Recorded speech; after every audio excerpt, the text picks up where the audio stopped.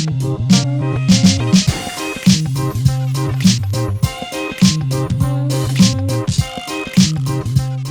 malta daqui Remagic, sejam muito bem-vindos ao canal da KV Music Beats. Neste vídeo vamos falar do Propelhead Reason, ou da DAW Reason, como é conhecida. No seguimento do último vídeo houve um comentário que foi feito e que foi bastante pertinente e que já vos vou ler, apesar de ter sido apagado.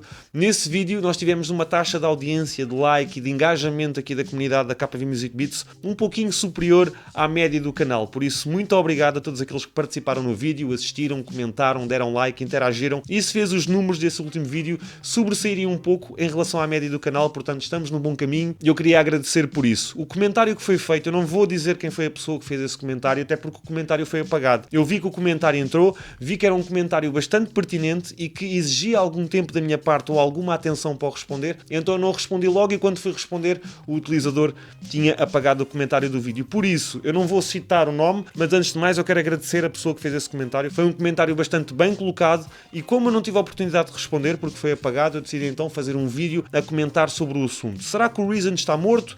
Porquê é que o Reason não é tão evidenciado? Porquê é que não é tão falado, sendo ele uma DAW poderosíssima? E eu queria comentar aqui com vocês o meu ponto de vista, porque eu já trabalhei com o Reason também, e trabalhei com ele numa altura em que ele ainda estava numa fase inicial, digamos assim. Tenho mais ou menos uma ideia do porquê que o Reason morreu, basicamente, ou não há tanta gente a utilizar, não há tanta gente a falar. Antes de avançarmos para o vídeo, eu quero apenas pedir que não te esqueças de deixar o like para fortalecer, isso é muito importante. Continuem a ativar o sino das notificações ou a confirmar se tem o sino ativado quando se inscreverem no canal, para terem a certeza que recebem todos os nossos envios, todos os nossos vídeos, todos os nossos tutoriais e todas as informações relativas a este projeto, que também passam pelas redes sociais. Portanto, liga-te por lá, Instagram, Facebook, Twitter, porque tudo aquilo que sai paralelamente aqui ao YouTube é partilhado lá, inclusivamente o que sai aqui no YouTube. Se estiveres-nos a seguir nas redes sociais, tens acesso a tudo. E por fim, não posso deixar de realçar também e de convidar-vos a conhecer o nosso site www.kvmusicbeats.com. Pode ser que tenhas interesse em algum dos nossos produtos. Vamos então para o vídeo e vamos para o comentário que foi feito pelo inscrito que segue o canal, não é tão assíduo, mas ele comenta o seguinte: confesso que não sou assíduo do canal, mas já assisti a alguns vídeos e vejo que tens boas dicas e procuras ajudar o people. Muito boa iniciativa da tua parte, parabéns. Antes de mais, muito obrigado pelo reconhecimento, muito obrigado pelo teu feedback. Este tipo de comentários motiva-me bastante a continuar a produzir mais conteúdos e a ajudar cada vez mais gente. Por isso, muito obrigado pela força. Vamos então à questão central do vídeo. Eu trabalho com o Reason 11, é a minha DAW de eleição e ouço pouca gente a falar dela. Acredito por não ter tanta projeção, daí terem lançado a sua rack exclusiva para Ableton. Aqui em Portugal há pouca gente a falar do Reason e por conhecer pouco as outras DAWs gostaria de saber, se tiveres conhecimento ou se tiveres esse conhecimento, o porquê de não se falar nessa DAW que para mim é poderosíssima. De facto, o Reason eu acho que já teve dias com mais holofotes apontados, basicamente. E essa altura foi essencialmente no início dos anos 2000, porque a concorrência era muito mais estreita e havia muito menos DAWs. Eu lembro de na altura que comecei a produzir, a DAW que estava em berra e era das DAWs mais faladas e continua a ser das DAWs mais faladas nos dias de hoje é o Fruity Loops, obviamente. Eu cheguei a trabalhar com o Reason numa determinada altura, cheguei a fazer 2 ou 3 instrumentais com o Reason na altura que usava o Fruity Loops 2. Isto foi em meados de 2001, 2002, já estaria a sair o Fruity Loops 3, mais tarde em 2004, 2005 comecei a trabalhar com o Fruity Loops 5 e trabalhei até finais de 2007, 2008 com o Fruity Loops 5. Só que ali no início dos anos 2000, principalmente entre 2003 e 2004, eu usei o Reason. E o Reason tinha características a nível de interface bastante interessantes, na questão da ligação e na questão do encaminhamento ou do audio routing, do roteamento de áudio entre máquinas, entre plugins, entre instrumentos. O Reason, na altura que saiu, apresentava-se de uma forma bastante curiosa e, inclusivamente, se vocês virem um vídeo que eu reajo ao Reason, continua a existir essa dinâmica a nível de interface, de tu ligares as máquinas com os cabos visuais. É outra forma de trabalhar também bastante interessante e bastante apelativa. E o Reason, no início dos anos 2000, já era das poucas DAWs que existia e ainda tinha essa componente de interface, em conjunto, obviamente, com os seus plugins e com as suas ferramentas de produção, que também já eram muito boas na altura, mas o Reason destacou-se por isso. E como era um mercado e era um nicho que tinha poucas DAWs, havia poucas DAWs assim conhecidas, tudo bem que já tinhas o Cubase, Pro Tools, já tinhas algumas ferramentas profissionais mesmo. O Ableton, por exemplo, estava numa fase muito embrionária, porque eu em 2004, 2003, cheguei a usar também o Ableton Live 4, usei durante uns dias porque tive uma aula num curso de informática,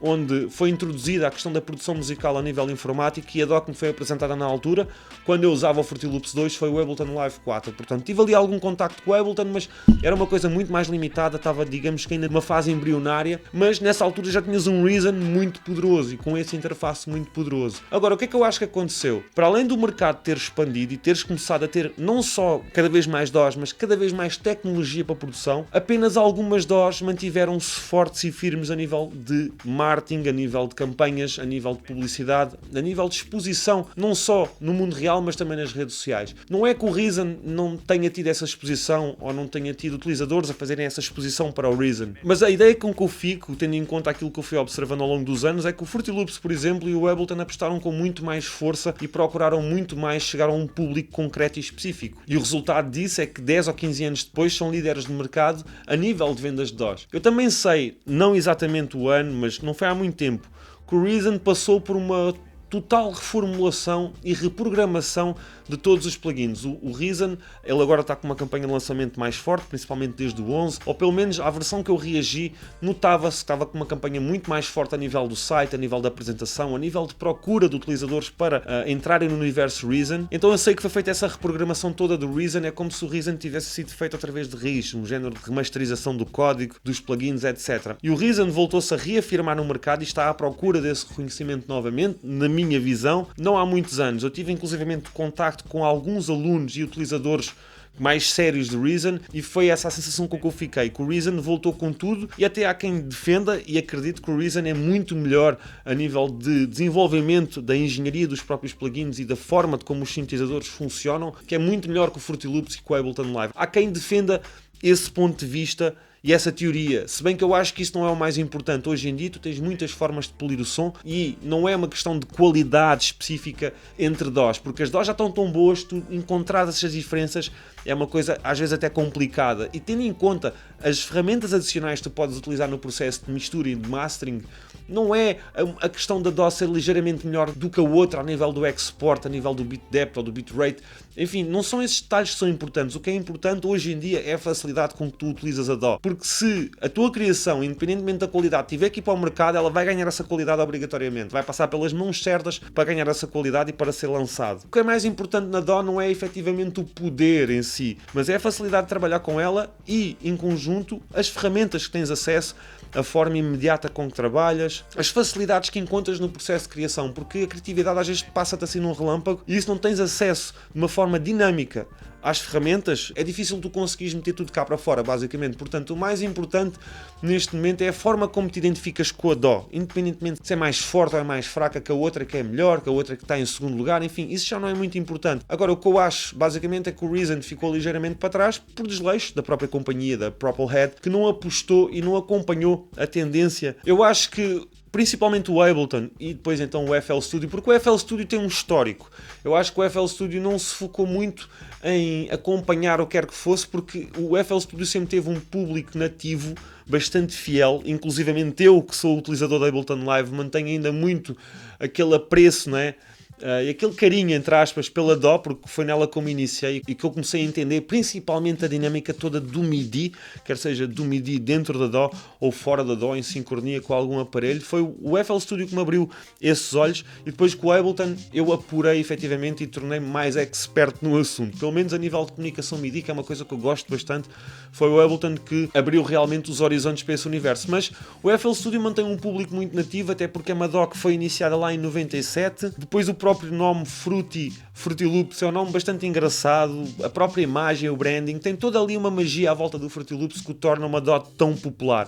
O Ableton, eu acho que tornou-se muito forte mesmo porque eles investiram em questões muito específicas, como a questão do Live Act, a questão do control MIDI e o tão poderoso sistema de detecção de tempo dos samples para fazer o ajuste automático, a facilidade do stretching, enfim. O Ableton Live focou-se em questões muito específicas que são muito importantes e facilitou isso para o utilizador de uma forma brutal. Também houve um inscrito que comentou no último vídeo que a curva de aprendizado, por exemplo, do Ableton Live é muito mais rápida. Tu no Fruity Loops também consegues chegar lá, mas no Ableton chegas mais rápido pela simplicidade. Por isso é que muita gente não gosta do Ableton. Ele é tão simples, tão simples, tão simples, que se torna para alguns feio, porque não tem ali nada tipo que te chama a atenção visualmente, é uma coisa bastante neutra, enquanto que o FL Studio não, sempre tem ali os brilhos nos botões, os degradês de cor, depois os plugins com apresentações diferentes. Estão a entender? Portanto, toda essa questão visual também teve impacto no desenvolvimento e no crescimento do FL Studio. Portanto, estão aqui várias questões implícitas para conseguirmos tirar aqui uma conclusão de porque é que o Reason não tem tanta notoriedade no mercado. Eu acho que acima de tudo foi desleixo da empresa de não ter acompanhado e de não ter investido forte na promoção da DAW, e por outro lado também acho que o FL Studio e o Ableton Live continuam a ser muito mais fáceis de utilizar do que o Reason. Isso também é muito importante e não podemos tirar mérito ao FL Studio ou ao Ableton Live, que nesse aspecto e nesse sentido eu acho que, pelo menos pela experiência que eu tive, são mais fáceis de trabalhar. Não é que o Reason não seja. Quando fiz o React fiquei bastante surpreendido, bastante simples. Mas a liberdade com que tu controlas o áudio, que é o mais importante, a liberdade de vou chegar ali e vou fazer isto direto. Tu no Ableton, principalmente, tu executas isso com uma rapidez do caraças. E é aquilo que tu queres, é aquilo que acontece. Enquanto que com outras DAWs, tu tens ali um processo. Não, mas afinal tens que ir abrir aquele plugin para conseguir mexer no áudio.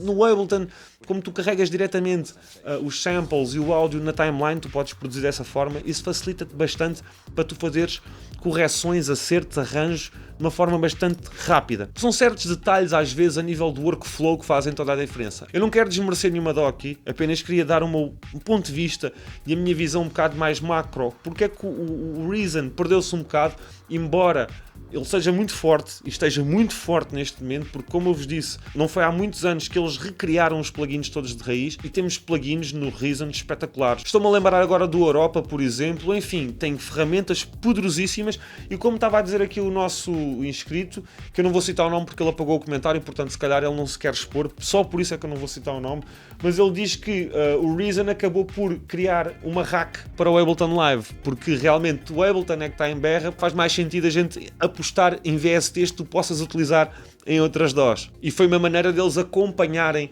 o desenvolvimento do mercado, porque o Ableton está muito forte. O Fruity Loops está muito forte, o Fruity Loops é muito comercial, principalmente para os produtores de hip-hop, para os beatmakers, mas a sério, o Ableton está num nível muito profissional, principalmente por causa da questão do Live Act. O pessoal não tem noção, é que o Ableton não é só uma ferramenta para produzir música. O Ableton Live é um instrumento musical, o Ableton Live é um hub de palco. Para além de hub, é um instrumento onde tu podes executar performers, onde tu podes ligar inúmeros controladores e plugins e controlares tudo como se fosse uma banda no formato jam, no palco. Tu podes fazer mil e uma coisas com o Ableton, as possibilidades são infinitas e por isso é que o Ableton está muito forte. O Reason, vamos ter que esperar para ver quais é que são as cartas que o Reason tem para dar, mesmo a nível de MIDI. Por exemplo, o FL Studio lançou o Akai Fire, próprio para o FL Studio. Quando é que teremos um controlador próprio para o Reason? São estas questões que às vezes fazem muita diferença nas campanhas de divulgação, de lançamento de produtos, para que o próprio produto Reason cresça. São estas coisas que fazem muita diferença diretamente na indústria, diretamente nos utilizadores que estão a produzir música e que precisam de ferramentas para produzir e para executar a sua música. É necessário que as DAWs acompanhem essas necessidades. E para além do FL Studio e do Ableton Live, eu estou aqui a focar muito estas duas. Também temos o Studio One, por exemplo, que foi uma grande revelação desde que eles refizeram também a aplicação. Foi uma grande revolução e não nos podemos esquecer do algoritmo do Melodyne, por exemplo, a questão dele te indicar logo as notas daquela tecla que estás a tocar a nível da escala para que a coisa fique sempre harmónica. Enfim, o Studio One também tem essa característica muito boa, toda a facilidade de trabalho. Tem algumas limitações que deixam um pouco a desejar, a meu ver, que é a questão dos VSTs, por exemplo. Mas enfim, também tivemos uma grande ascensão do Studio One e depois temos aí, obviamente, o Cubase, o Pro Tools, que são ferramentas nativas de profissionais e que muita gente ainda utiliza.